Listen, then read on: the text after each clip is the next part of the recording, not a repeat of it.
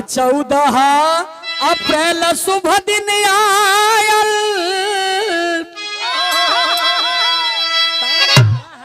ऐसे अरे तघरवा भरायल न हो।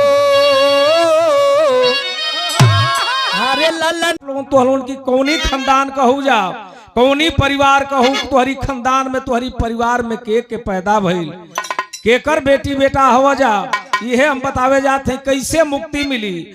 अरे सुगति मिली हो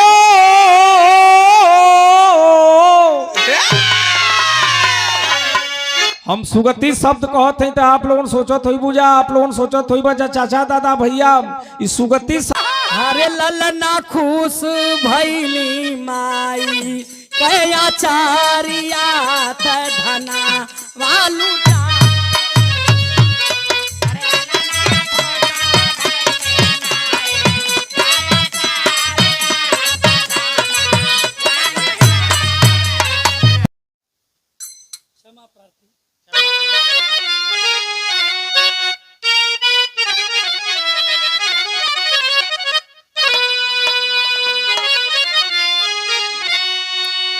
मचा कोलाहल देश में,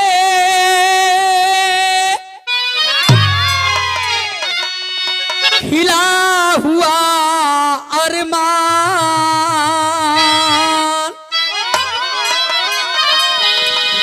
धरती अंबर खिल गया, हर चमका है हिंदुस्तान।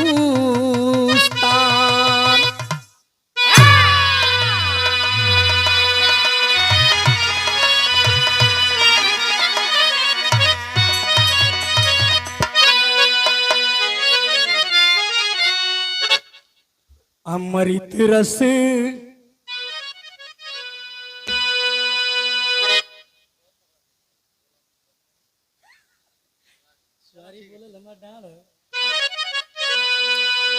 अमृत रस आयल भरा,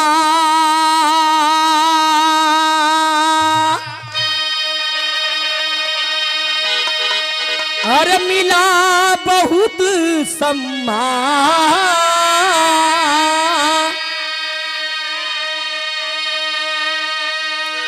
बाबा साहब जन्म लिए हाय, हर चमका हिंदुस्तान।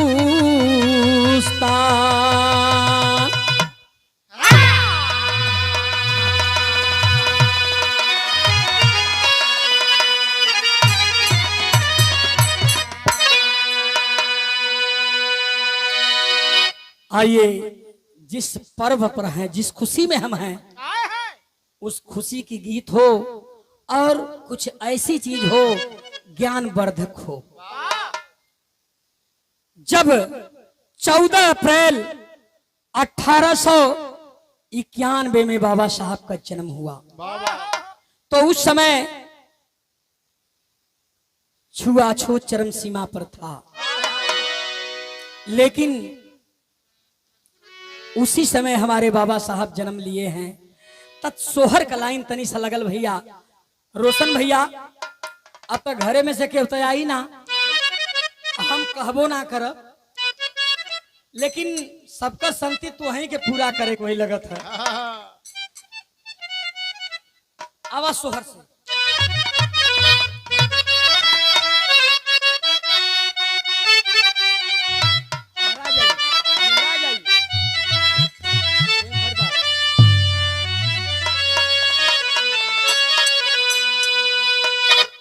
देखे सोहर का ही लाइन बा, लेकिन सोहर के समय दो पक्ष होला, इधर सीता जी हैं और इधर जन्मा सरोज जी हैं, दो पक्ष होला। बिचवा में कौन पक्ष है? बे मर्द छोड़ा, हमार का मतलब हम कुछ ना है पहले का हो भाई? अरे कैसा तिलक चढ़ावला कुछ ना हो देखला रहेगा, हमके मत जोड़ा, हम इन्हन को बात इन्हन को नाव लेते ही इमन कारण है। नहीं नहीं भाई, अब हम काहे हालांकि हम तो अलग गवैया है, इनाम तो दे ही सकेले, लेकिन कोनो दिक्कत ना है। वाह तो एक पक्ष कढ़ावाला हाँ सरोज जी और दूसर का पक्ष घोटावाला का भैया गलत कथी नहीं हो गलत कहबे करवा ऐसा तो बोला कहत में ठीक अब जन्मा ई भैया कन्नौआ हम खाली भुला गए दुर्गा भैया हो दुर्गा भैया हाँ हमारे ठे बिरहा शुरुआत में भइल श्याम नारायण भैया पूजा मिशन म्यूजिक पर जौने बिरहा के शीर्षक रहल बाबा साहब की हत्या आज 5,60,000 गईल बा बड़ा प्यार दुलार मिलल और वही बिरहा से आज जौने चैनल पर गाइला वो चैनल 85,500 गयल बा सब्सक्राइबर। ई आप लोगन का प्यार दुलार बा, आप लोग हमके गवावेला, आप लोग सब कुछ करेला। तो स्टूडियो में जब मन्नत में रिकॉर्डिंग होती है तो मैं दुर्गा भैया का नाम तो भूल जाता हूँ, लेकिन इरफान से कहता हूँ कि भैया हाउ जो ऑस्ट्रेलिया बोले ना हाउ वो नहीं पड़ी जाते तो कहना अच्छा अच्छा बोला बोला मैंने तनी देखा एक पक्ष कढ़ावत है एक पक्ष घोटावत है। सरोज जी कैसे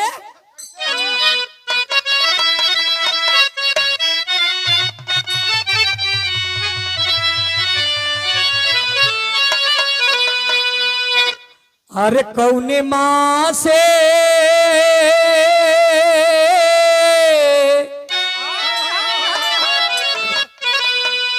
हर कौने माँ से बाबा मोर बियाह कैले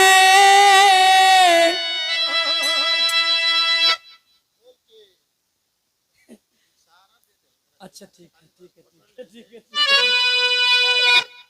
तो हर कई रूप ना हाँ हर कौने माँ से बाबा मोर बियाह कैले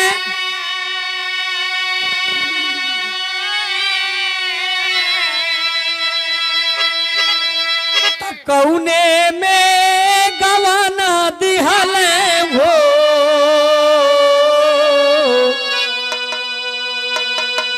हरे सखिया कौने माँ से सूता अली हो से जरियात पौआ मोरा भारी भइल हो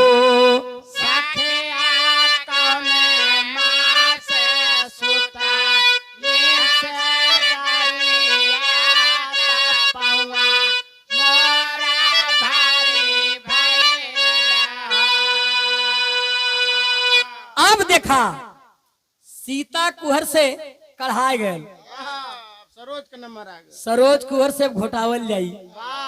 अच्छा सरोज घोटावत हई तब बड़ी ऊंची बात बतावत हई ई बतावत हई कि पहले राकेश भैया जब शादी विवाह होके तक कैसे होखे उस समय बतावत ही हर बात बतावत हई।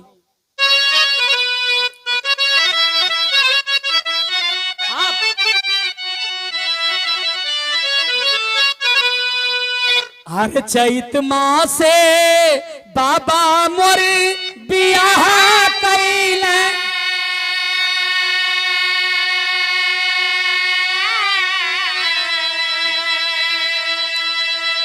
ता अगहन में गवाना दिहल वो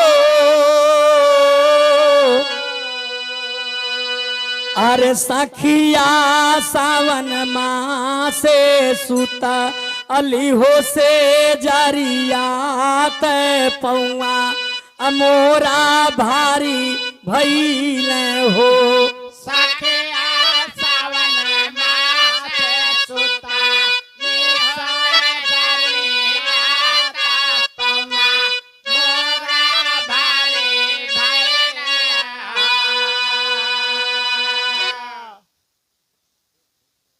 ये देखा सवाल जवाब पर रोशन भैया की ओर से इस सबका संति है ना इकट्ठा ठीक है तब अतः के हम गन्नत ना है इकट्ठा इस सब कर बाबा साहब सद्बुद्धि दे और सत्य ज्ञान दे अब बुद्ध भगवान के मार्ग पर चलें। आपको जैसे हौसला आपका बुलंद हुआ है, इसी तरह बाबा साहब के सहायता से, बाबा साहब के कृपा से आपको सद्बुद्धि और सत्य ज्ञान मिले। अगर पानी वानी हर चूहे लगी तो इधर आ जाइए आप लोग। इधर भाई पर्याप्त जगह है, कोनो दिक्कत ना है, बैठ सकें, टेंशन लेवे के ना है, आराम से सुना। हाँ, अब सोहर का लाइन बदली।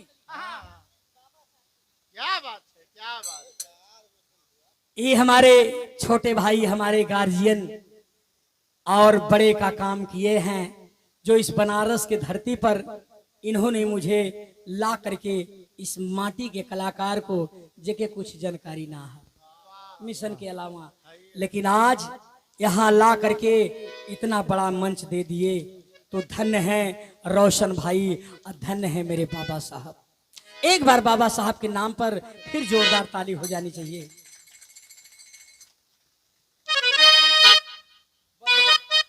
ना रही इल गवले हैं। बेचन भैया नहीं, अब लहरा के।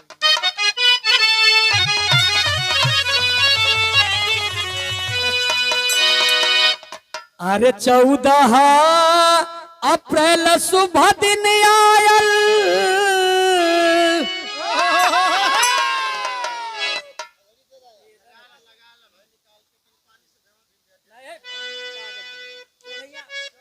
बजरिया बजावे के चक्कर में एके लगा लेंगे, पर तलवा घूम कर कपड़े।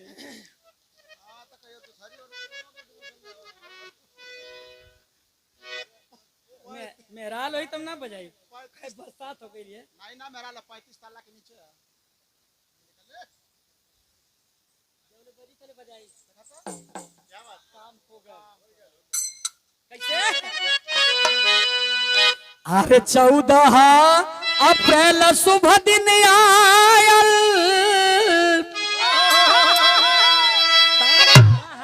ऐसे अरे तघरवा भरायल न हो, अरे ललना खुश भैली माई कया चारिया धना वालू।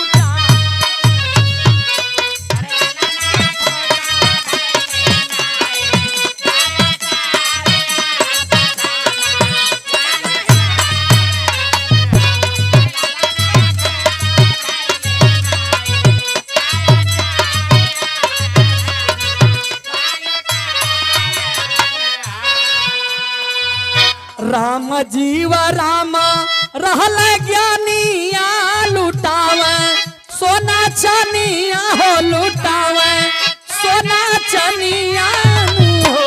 अरे ललना सब कुछ होला बेटा के खनदानिया तमना राम गान भैले हो।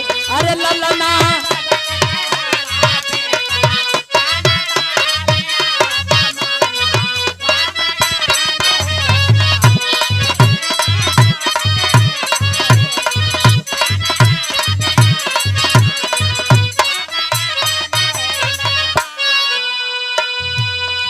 देखिए रोशन जी आ रहे हैं हमारे बीच में, और इनके बहादुरी पर हम इनका सम्मान करेंगे। और अच्छा, बाबा साहब के सोहर पर इनाम देत हुआ।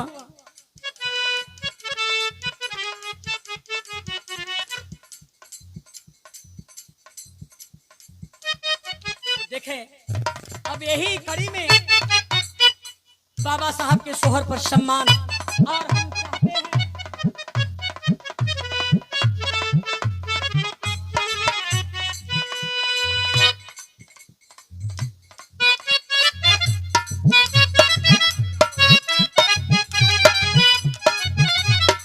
और अब हम चाहेंगे अपने अरविंद कुमार गौतम जी दीवान जी को, और मैं इनका भी सम्मान करना चाहता हूं, क्योंकि आपने जो प्यार दुलार मुझे दिया है वो बहुत कम है, बहुत ज्यादा है, और उसका जितना भी बखान करूं वो मेरे लिए कम है।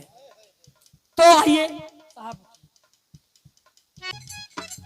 कबो हम सोचले ना रहली अपने दिमाग में कि हालांकि रामायण महाभारत तो बहुत गोली, लेकिन ई सोचले ना रहली श्याम नारायण भैया कि बाबा साहब का जौने दिने गीत गावे लगब ऐसने ऐसने लोगन का फोन आवे लगी, ऐसने ऐसने लोगन का सम्मान मिली, कबो हम सोचले ना रहली।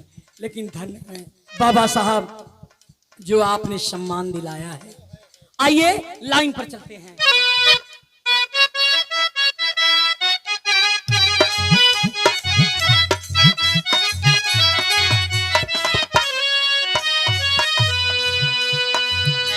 माता भीमा बाई गया चारी आते भरी गना जारी आते भरी गना जारी आनू हो अरे ललना भरी गई माई गना जारी आते खुशी या मनावली हो।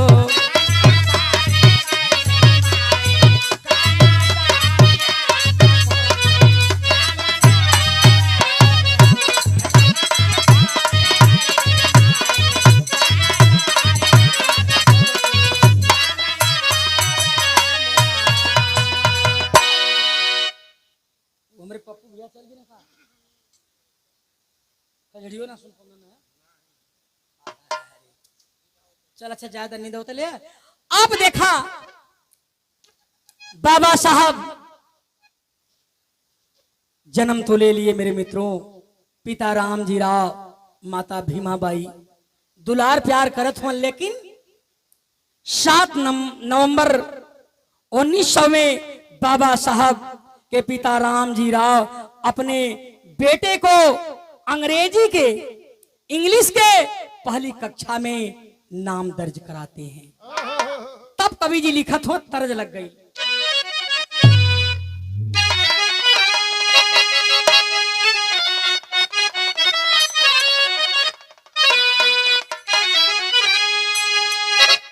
अरे जुगुल जोड़ी हो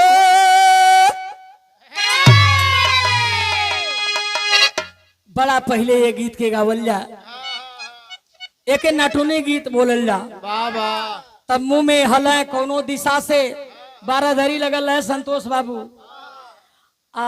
हल जब 3 मिली रहे तो एगो बोली बोले, अरे का ये मलिकार बड़ी पियर पियर धोती लौकती है वही रे दादा। तबले तब निगहिया बदल जा बढ़ती हमन के बदल के लगे निहार रे बाप रे बाप। हाँ लगा था कि गोड़ में से हाँ दू ठोरी तो अलग है, लेकिन हाउ बिजली अलगे बा देखे लाग बा। तो ए भैया पहलवा ताश बड़ा तेज बड़ा खिचड़िया खाता है राकेश भैया। हाँ तो बस ताश बंद दुर्गा भैया, जब ताश बंद हो जाए तब कहे कि गवावा गवा कुछ शुरू कर दे। तो यह बोली रहे, कैसे बोली बोला, अरे का ये मालिकार बड़ी पियर पियर धोती लौकतिया आही रे दादा। त गाँव है का गाँव है, अरे जुगुल जोड़ी हो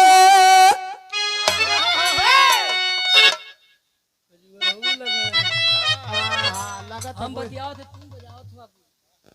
लगा था कि ढीलो पर गल ए भैया नहु लहू बताओ लोग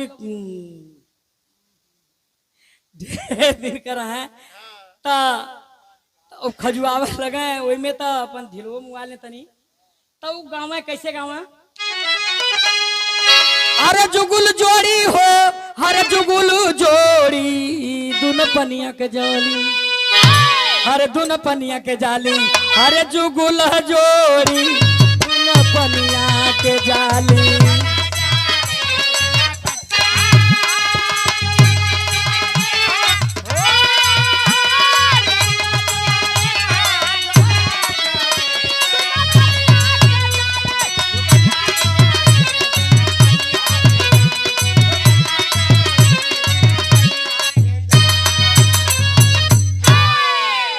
अंतरा के लाइन में अरे बड़की के माथे पे सोहे घड़ी लावा हो।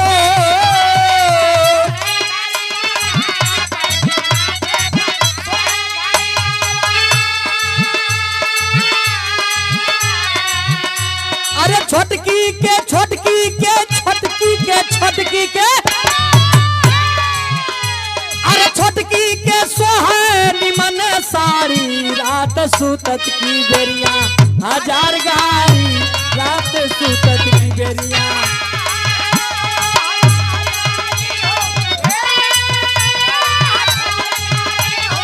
हजार गारी रात सुतत की बेरिया।